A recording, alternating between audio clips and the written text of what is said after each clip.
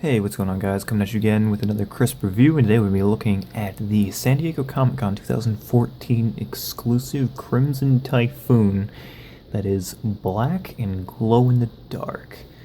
So, this was actually released in a set of 3 figures, the other 2 being Striker Eureka and Gypsy Danger, and they're all painted black with the glow-in-the-dark visor effect.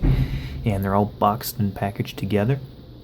I just purchased the Crimson Typhoon separately, so I don't have any of the packaging to show you. I mean, it just came in a plastic foil thing, so not much to go off of there. And what it is it's just the Crimson Typhoon figure that was released when the movie came out, but it's just cast in black plastic, and it has a glow-in-the-dark eye. That's really the only difference. As you can see, there is 0 colors for anything. It is just all the black plastic. So, I guess we can go right into details then. And there is all the details that there are on the regular release. You have all of the workings for like the gears and the wires, and it is very nice. I do really like the sculpt on this. It definitely did a very good job. There's even texture inside the little vents and pipes and things like that. So there is an awful lot of detail put into everything, and that's really appreciated by me. Crimson Typhoon was one of my more favorite Jaegers from that movie, so I thought that this was a really cool figure to pick up. I guess we'll just move straight into articulation from this point, and his head will move side to side, just like that. His arm will go around like this, it's like ball joint, and then this arm can swivel like that, and then the hand is also on a ball joint. And then these 2 arms, this one has the ability to go up and down, and bend right here, and like that. That's the only thing it can do. And this one can kind of move a little bit more like this, and then same on the rest of the arm. His torso can wiggle side to side a little bit and spin, not very much, it's pretty limited. And then the legs do extend out like this, and have a little bit of a move right there. And then the feet kind of go like this. So that's basically the articulation. Considering it is one of the older Jaegers, the articulation is very limited compared to the newer released Ultimate figures.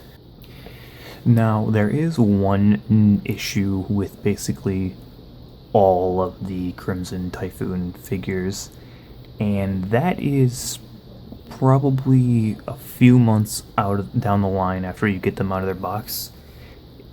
Their legs just don't work anymore. The only way you can get them to stand is if their legs are in the complete squat mode. It's the only way you can get them to stand. What they're supposed to do is you're supposed to be able to extend the legs out, like so, and stand them up like this. And I used to be able to do that. Everyone used to be able to do that. So you can kind of get them to do it, but they are so loose in the legs after, having them out of the box and standing on their own, that eventually that's just going to fall over and collapse on itself. So, not a very good engineering right there. Quality control issue that's really bad. And mine has a gimp foot, as you can see. It does not sit flush. So, my really only complaints are those things. And that's not really... I'm sure you can stiffen the joints back up, but it's just a pain in the neck. NECA, why you do this to us? For sizing, here he is next to the NECA Ultimate Edition of Gypsy Danger, and then the ground form Otachi. And as you can see, these do go together pretty well. Otachi is fucking huge compared to Crimson Typhoon, and Gypsy is a little taller. That's because, scrunched down because he can't stand up. Here he is next to the Bandai Shin Godzilla and the SH Monster Arts GMK Godzilla. And this looks pretty good. I think that this looks better than most of the Jaegers do next to any of the 6-inch Godzilla figures. This looks more, fair fight in scale kind of thing, so this looks pretty good. And last but not least, here is next to everyone's favorite flying, fire-breathing turtle, Gamera, with the 96 and 99 versions. So overall, the San Diego Comic-Con exclusive Crimson Typhoon is a pretty cool figure. The details are obviously really good considering they're just carried over from the regular one. It's just painted black. I really do like the figure. I think it's a really awesome piece to have in a collection just because of how kind of rare it is and how uncommon it's going to be compared to the standard collectors out there.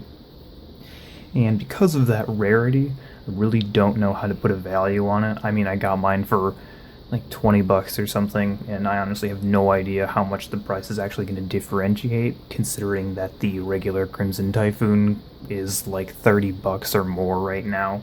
So I don't know what this limited one is actually going to go for.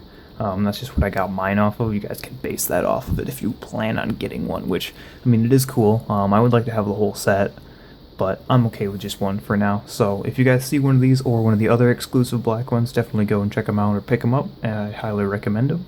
And I'll see you guys in the next one.